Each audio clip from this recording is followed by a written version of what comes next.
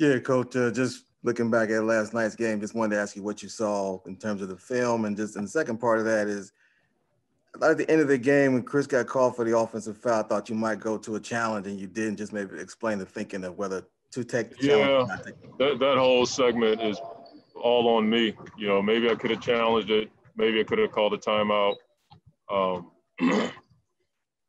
There's no other way to look at it. Once I looked at the film, and my gut was to call a timeout, but I put the ball in Chris's hands, and he's been in that situation so many times. But down 3, I could have helped him a lot. I could have helped him better. And just what you see when you looked at the film overall? Just a number of timely breakdowns. We turned it over 18 times last night. I didn't think that the turnovers hurt us as much, but then I looked at the film. Even though they didn't score a ton off of 18, it's still 18 possessions that we didn't get. But the offensive rebounding helped us stay in it. And so it kind of balanced out. Maybe that's why I didn't feel as bad, because we were still plus in the possession category. We probably could have been even more up in that category if we didn't turn it over so much. But I saw some good things. We picked up on their switching a lot faster than I thought we did. It's something that has kind of hurt us this year. When teams have gone to a certain defense, we slow down, and that's not something we want to do. And I saw that for a few less possessions than I thought I would see on film. But we had, I think, 4 open looks last night down the stretch. We missed those shots. If we make a couple of those, I'm having a different conversation with you guys. All right, Coach, just a couple more. Next, we have Mark McClune from AZ Family, followed by Kellen Olson.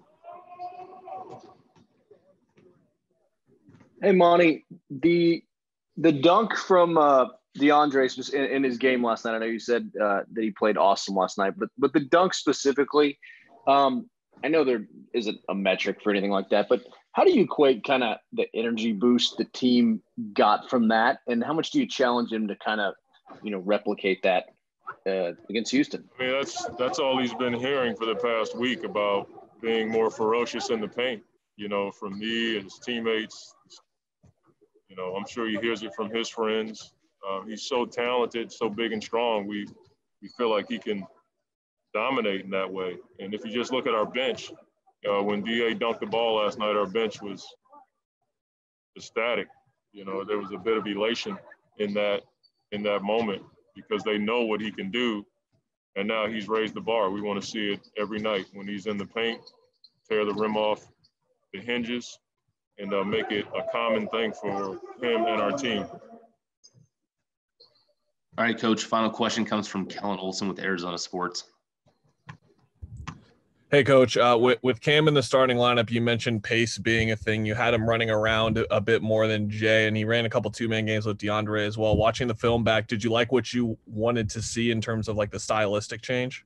I did. I'd like it both ways. I like Jay with the second group. He's a steadying force for that group, but having Cam out there in the first group, the pace, the speed, the spacing, trying to tap into some of that action we had in Orlando when he was in the starting group. I think it's only going to grow when we get Dario back. Obviously when you lose a game, you don't feel as great, but then when you look at the film and you see the spacing, you see the two-man game, as you alluded to, it makes you feel like that group is going to grow and get better. Bad lighting over here, bro. Got me looking crazy. Hey, Devin, you're right about that the view you got here. But I was going to ask about your shot. We know you're a better shooter than that. What was going on last night? Was that just what was going on last night, I guess is the best way to put it. Man, we just charged one of them to the game.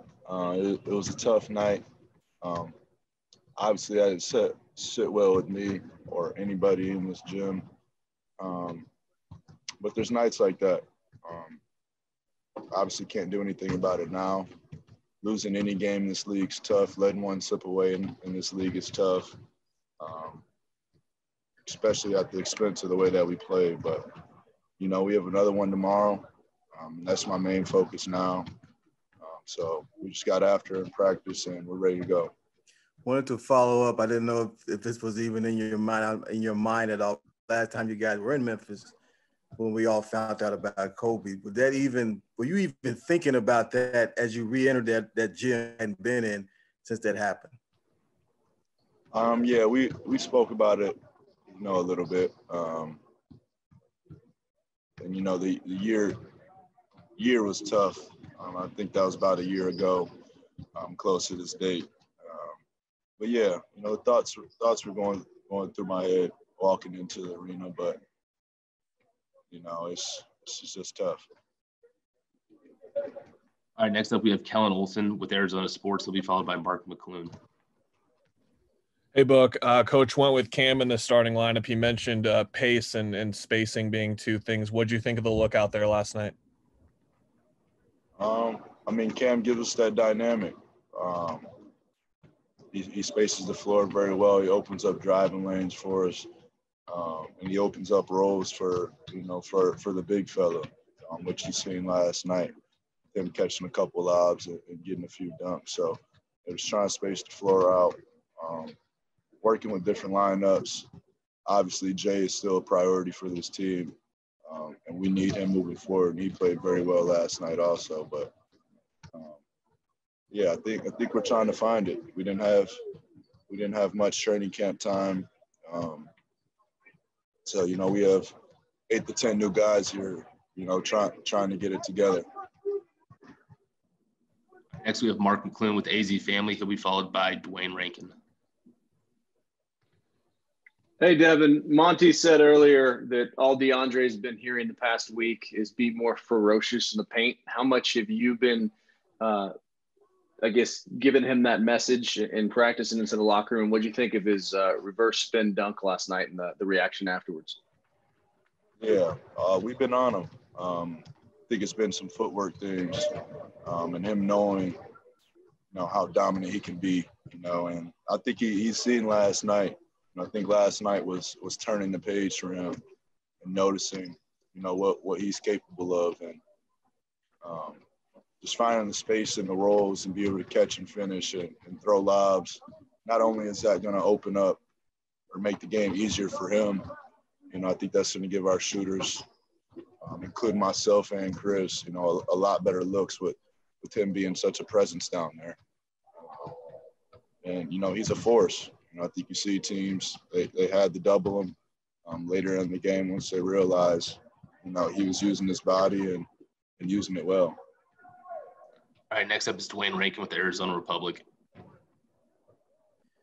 Yeah, Dev, I just wanted just a two-part. One, just what was the week like for you? Not playing, games postponed, waiting to see what was going to happen, and then just to follow that up, I saw where Carl Anthony said he had COVID. I'm sure you reached out to him, and just your thoughts about him and the situation that he's gone through with him and his family with the virus. The last week was, you know, Coach said at the beginning of the season, you know, we have to navigate uncertainty. So, you know, you wake up every day and you honestly don't know what's going to go on. If we're going to practice, if we're going to play, if we're going to travel, is there a game today or not?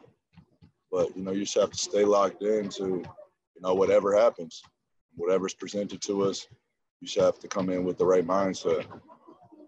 So the past 5-6 days, you know, I think having practice getting canceled, you know, threw us off a little bit rhythm. That's why we got up and down in practice today.